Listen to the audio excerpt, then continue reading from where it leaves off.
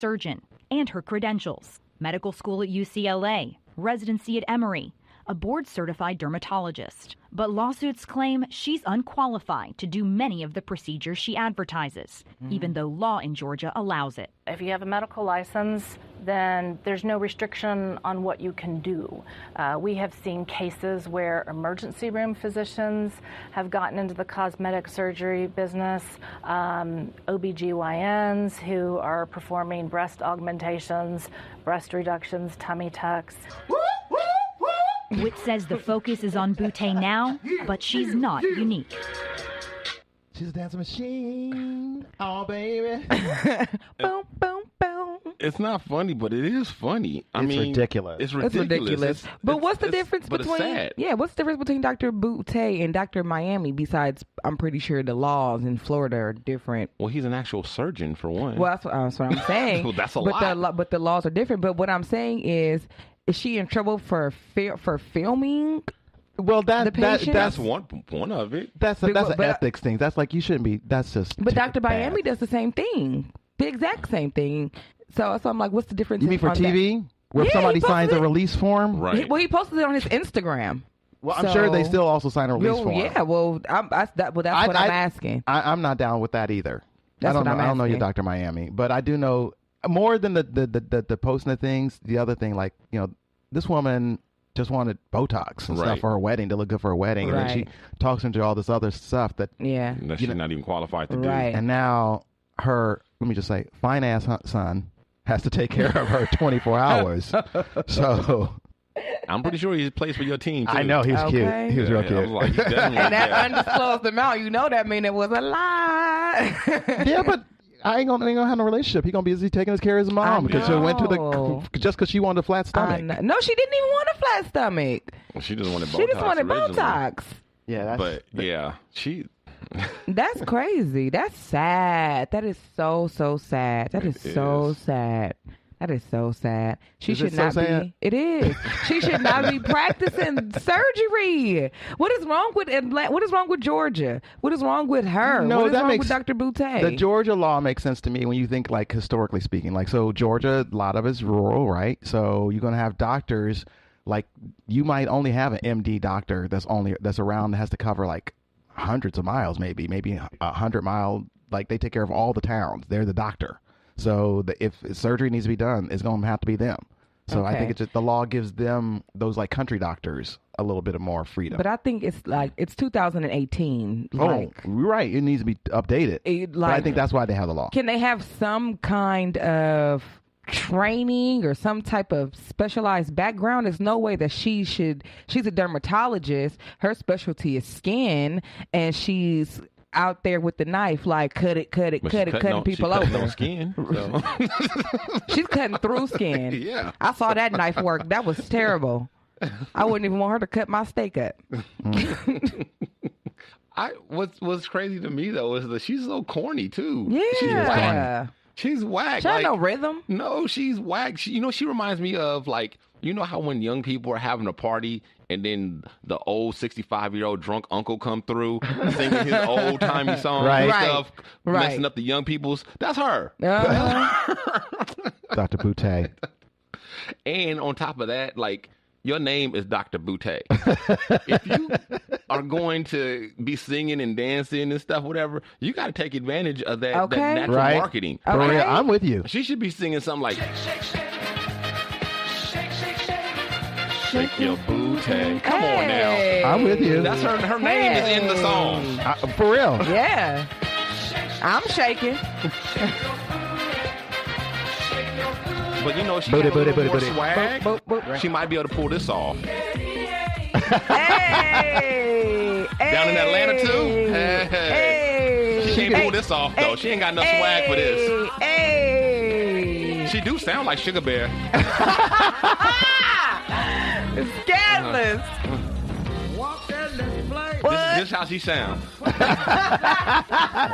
Messing up the young people's fun with her old ass. You know, this is us, actually. You and I walk into the room playing this. And the kids is listening to Drake. Okay. Oh, my God.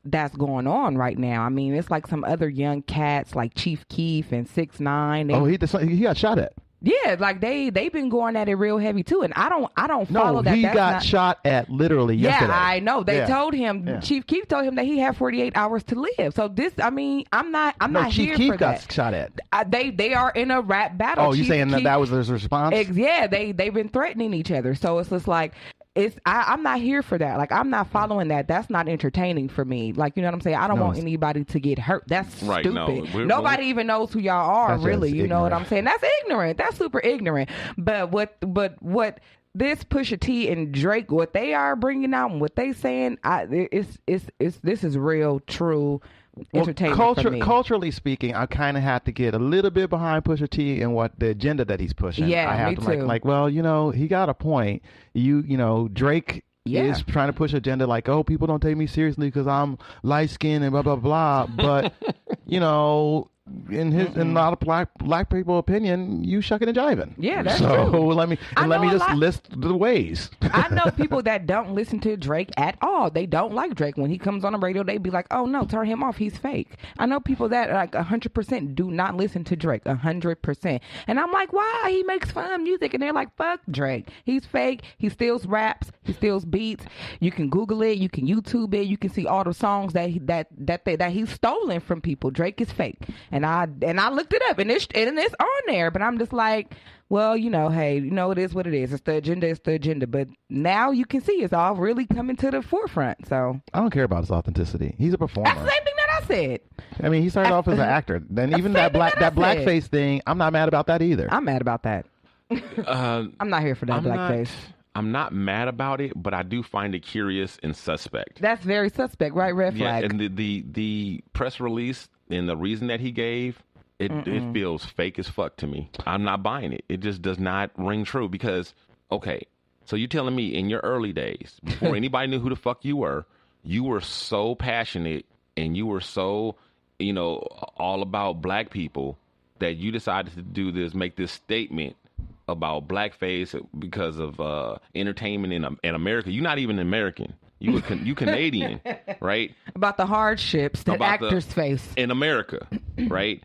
And then for whatever reason it gets scrubbed, but then you go on to become this huge star, right? The biggest name in hip hop, arguably, and you never address that. Ever?